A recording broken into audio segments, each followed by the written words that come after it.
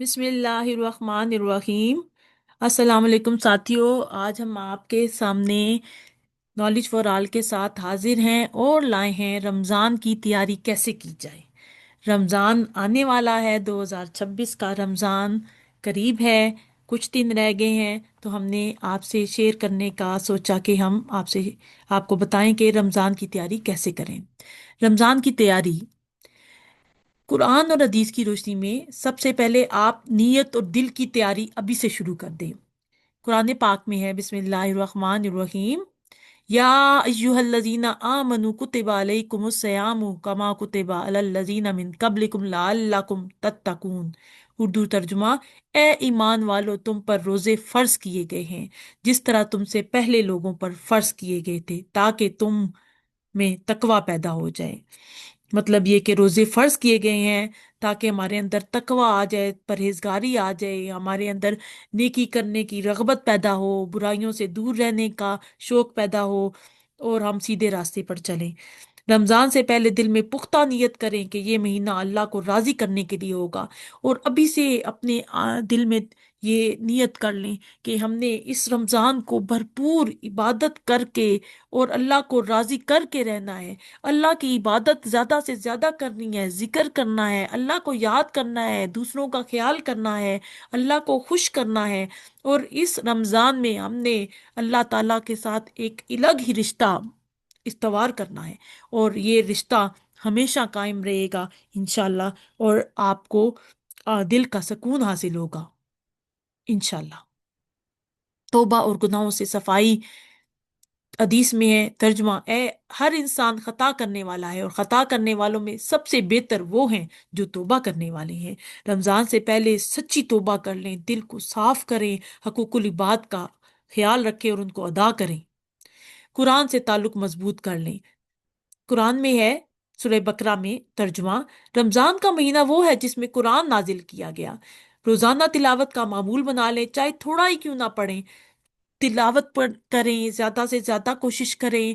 ہر نماز کے بعد ایک روٹین سیٹ کر لیں یا صبح شام میں روٹین سیٹ کر لیں۔ قرآن پڑھنے کے ساتھ ساتھ اس کا ترجمہ اور اس کو سمجھیں اور اس کو اپنی زندگی میں جو ہے وہ امپلیمنٹ کریں تاکہ قرآن کا اثر آپ کی زندگی میں نظر آئے۔ دعا کی عادت ڈال لیں۔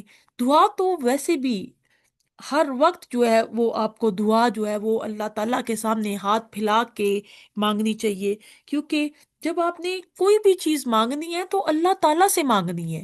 اللہ تعالیٰ کے علاوہ کوئی ایسی ہستی نہیں جو آپ کو کوئی بھی چیز دے سکے۔ اگر اللہ تعالیٰ چاہتا ہے تو وہ چیز آپ کو ملتی ہے۔ اگر اللہ دنیا بھر زور لگا لے کہ آپ کو کوئی نفع یا کوئی چیز پہنچ جائے، اور اللہ نہ چاہے تو نہیں مل سکتی آپ کو۔ اور اللہ تعالیٰ اگر چاہے کوئی چیز آپ کو دینا اور دنیا بھر زور لگا رہے کہ وہ آپ کو چیز نہ ملے، تو وہ مل کے رہے گی، کیونکہ اللہ تعالیٰ چاہتا ہے۔ آپ نے اللہ تعالیٰ کے سامنے اپنے ہاتھ پھیلانے ہیں، جو دعا ہے دل کی وہ آپ نے اسی سے مانگنی ہے۔ ہر چیز اپنے رب سے ہی مانگو۔ اگر کوئی چھوٹی سے چھوٹی، اگر آپ کو اپنے شوز کا تسمہ بھی چاہیے، اپنے گھر میں کھانے پکانے کا نمک بھی چاہیے، چھوٹی سے چھوٹی چیز بھی چاہیے، تو اللہ کے آگے ہاتھ پھیلائیں۔ اللہ تعالیٰ انسانوں کو بھی توفیق دے گا کہ وہ آپ کی بھی مدد کسی طریقے سے کریں گے، کہ اللہ تعالیٰ توفیق دے گا تو وہ مدد کریں گے، ادروائز کوئی آپ کی مدد اللہ کے سوا نہیں کر سکتا۔ تو حدیث میں ہے روزے دار کی دعا رد نہیں کی جاتی۔ ہمارے پاس بہت بہترین وقت ہوتے ہیں، سحری کا، افطاری کا، اور رات کو تہجد کا۔ خوب دعائیں مانگیں، دعائیں مانگنے کی مشق ابھی سے شروع کر دیں۔ اللہ تعالیٰ سے گر گرا کر دعا مانگیں، رو کر دعا مانگیں۔ اللہ تعالیٰ ضرور آپ کی دعاؤں کو قبول کرنے والا ہے، کیونکہ وہی پاک ہستی ہے جو اس دنیا کی مالک ہے، تمام جہانوں کی مالک ہے، وہی آپ کو عطا کر سکتی ہے۔ اس لیے صرف دعا کرنی ہے تو اللہ کے سامنے ہاتھ پھیلا کے اسی سے مانگنا ہے۔ سحری کا وقت دعا کی قبولیت کا ہوتا ہے، افطاری کا وقت دعا کی قبولیت کا ہوتا ہے، تہجد کا وقت دعا کی قبولیت کا ہوتا ہے۔ نماز اور نوافل کی پابندی کریں۔ حدیث میں ہے ترجمہ ہے: جو شخص رمضان میں ایمان کے ساتھ اور ثواب کی نیت سے قیام، تراویح اور نماز ادا کرے گا، اس کے پچھلے گناہ معاف کر دیے جائیں گے۔ تراویح اور تہجد کی تیاری ابھی سے شروع کر دیں۔ آپ اپنی نماز پڑھنے کی جگہوں کو صاف کر لیں، اپنی گھر کی صفائی کر لیں، قرآن پڑھنے کی جگہ کو صاف کر لیں، صفائی کا خیال رکھیں، اپنے کپڑے ترتیب سے رکھ لیں کہ آپ نے رمضان میں کون کون سے پاک صاف کپڑے پہننے ہیں۔ اس کے علاوہ آپ نے ہر طریقے سے کوشش کریں، اگر مسجد جا کے نماز کو ادا کر سکے تو مسجد ضرور جائیں، کیونکہ اس میں آپ کو 70 گنا زیادہ ثواب ملے گا۔ اخلاق اور صبر کی مشق کریں۔